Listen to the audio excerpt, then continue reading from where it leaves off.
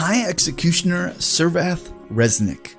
Those who have spurned the lawgiver often enjoy a false sense of security outside the Protectorate of Menoth, thinking themselves safe from the scrutators. These faithless learn their mistake at the edge of the High Executioner's sword. Servath Reznik readily imposes his will on foreign soil. He brings sworn writs demanding the execution of those guilty of sacrilege, sorcery, or religious treason, both inside and outside the Protectorate's borders. The High Executioner embodies ancient ways of faith, and his masked visage recalls the time before the rise of the twins, when priest-kings reigned and the citizens understood that impiety would be met with suffering and death. He was raised in Kodor's northern mountains among the strictest sects of the Old Faith, who saw the local scrutators as judge and jury. There he learned that the ministration of rack or execution invoked with the proper prayers might divest the soul of guilt as it fled to Urkane and grant redemption in the city of man despite mortal failings. The way of the priest did not suit Reznik, however, and he soon abandoned the north. He journeyed south, where he had heard those of purer faith had carved a nation amid sun-blasted sands. At the time not yet hierarch, the monk and scrutator Garrick Voyle saw Reznik's true soul in his eyes. He walked an instrument of faith, who could kill eagerly and without mercy. In the hour of service, Reznik became High Executioner, and in the early days of Voile's hierarchy, Reznik proved by numerous examples the hierarchs would brook no insubordination or lack of resolve. To this day, stories still circulate of Mennite villages burned to the last man, woman, and child at Reznik's hands, with none left to describe the reason for such punishment. The Protectorate's leaders have little love for Reznik. Only Voile's successor, Hierarch Severus, tolerates his presence, understanding what sort of weapon his predecessor wrought in the man. Reznik's single-mindedness and almost inhuman appetite to punish the faithless has earned the enmity of Grand Exemplar Krios.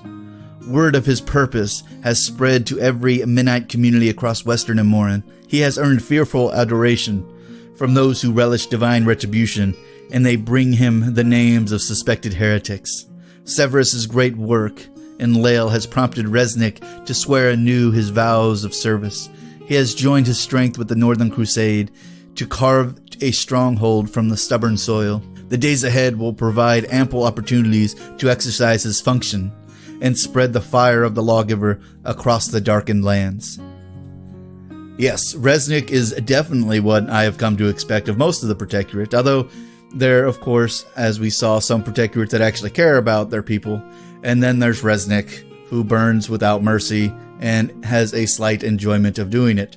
Although he says that he hunts down heretics, although he is an executioner, so the only tool you have is an axe. Everything looks like a block of wood, right?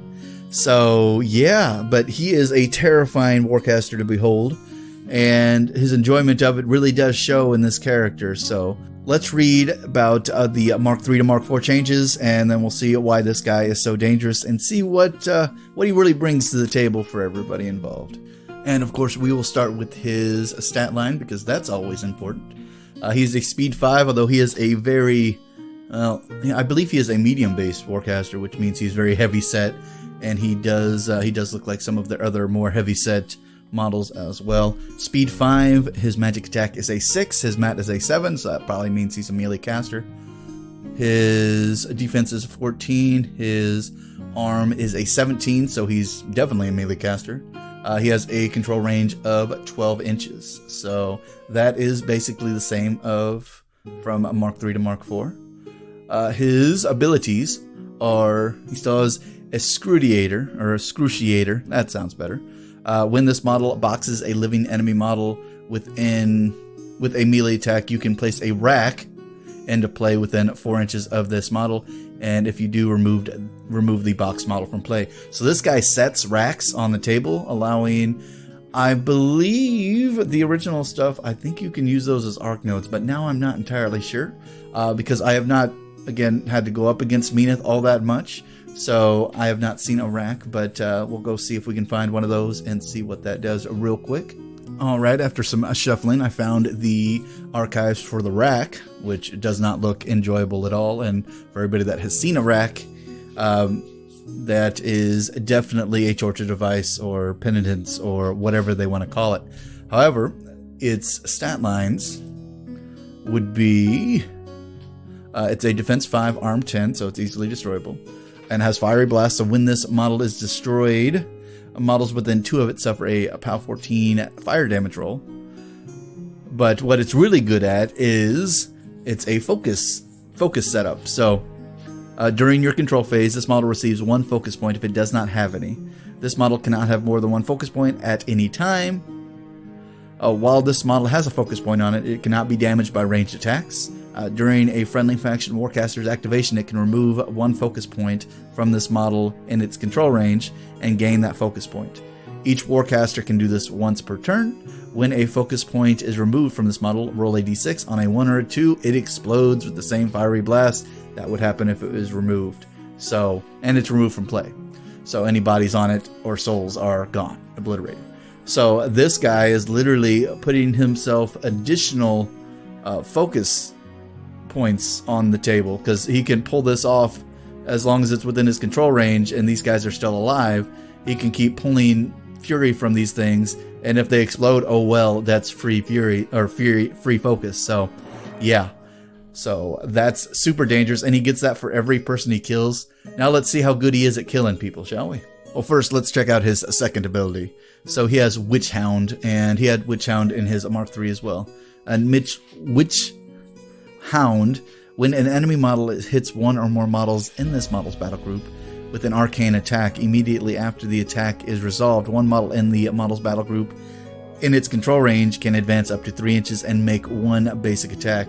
So literally they're hunting witches, and all of his cohorts hunt witches as well.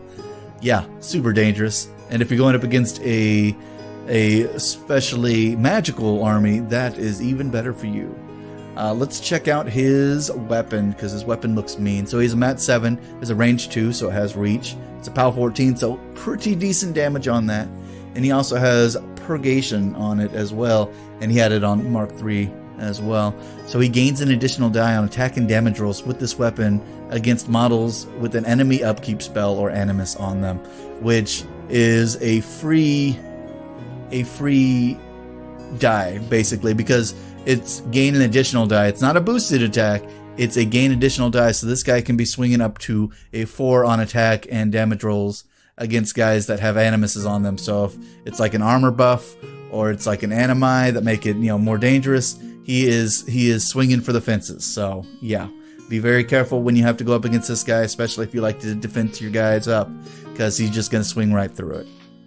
Yeah. Hey, at least he doesn't have blessed on top of that, because that would be even worse. But I imagine that is definitely a balanced situation. But let's check out his feat and see how good that is. Alrighty, and unfortunately, if anybody's ever gone up against Reznik, his feat has not changed at all, actually, and his feat's pretty actually awful for especially hordes characters, since they require fury. But let's read it over and you'll see why very quickly. Enemy models currently within Reznik's control range lose all focus and fury points. So that's everybody. So all war beasts, all warlocks, all warcasters, lose it all. Gone. Then while in Reznik's control range, enemy models cannot upkeep spells or be allocated focus. So yeah, that's also awful.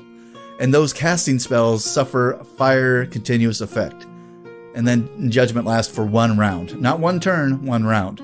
So yeah, if you're close to this guy and he pops that, he's shutting down all magic everywhere. So you better hope that you are not a very magic-based group, because not only does he remove all of your focus, fury, and whatnot, so forth, he will also catch you on fire if you even have the inkling of wanting to cast a spell.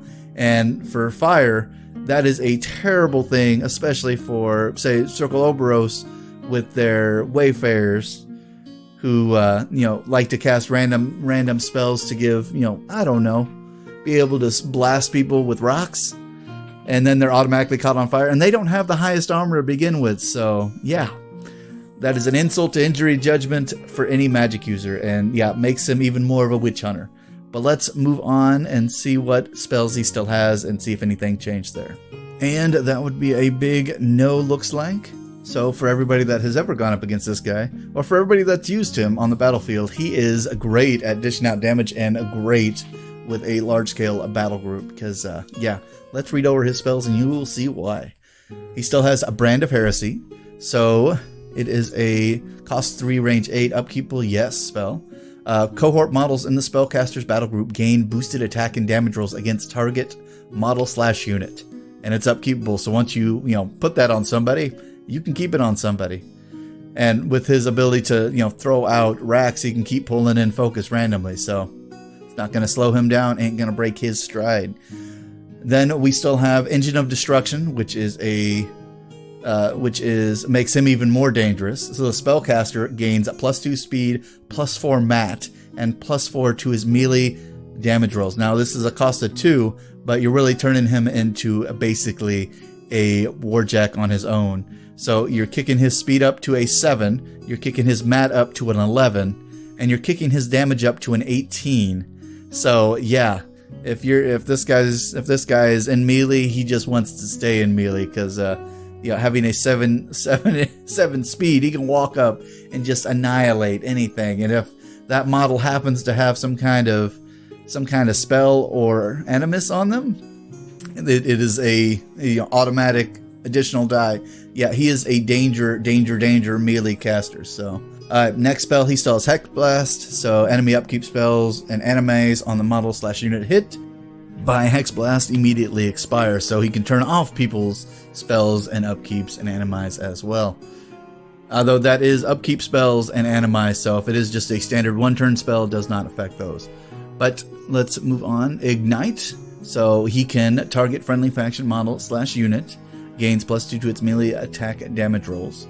And then affected models gain critical fire, so they also get the ability to potentially catch somebody on fire. And it's also upkeepable, so you can kick those on. And what's nice, it's friendly faction models. It's not just friendly warrior models or friendly cohort, so you can really spread this around, especially if you have some heavier set units you want to toss that onto, because having the ability to do more damage and the ability to critical fire is always useful, regardless of what unit that kicks on. And then it looks like he still has Perdition. So when an enemy model is damaged by Perdition immediately after the attack is resolved, the spellcaster or a model in his battle group that is currently in its control range can make a full advance towards the nearest enemy. A model can advance as a result of Perdition only once. So yeah. So if he shoots somebody, then he can move, which is nice. And for a guy that has a normally base speed of a 5, being able to move again is always going to be useful to keep him a little bit more mobile. Although if you also have Engine of Destruction going at the same time you cast Perdition, well, you see where the danger stuff starts with him getting into melee. And he likes being in melee because he already has a high arm. He already has a pretty dang decent mat. It's not as high as like the Butcher's mat, but he can kick it up to 11, which literally he can kick it up to 11. So yeah, it makes him even more dangerous. So my ideas on this guy, he definitely wants to be in melee, definitely wants to have some heavy hitters for his warjacks, and he might need some units, maybe, question mark, I don't know. He's definitely a very, he's definitely a beast in melee and a beast for warjacks. Keep it going. He doesn't really need any additional help unless you're trying to give somebody to give him more focus. Although his ability to, start throwing out some Wracks after he kills people, once he starts doing that, sky's the limit, I guess.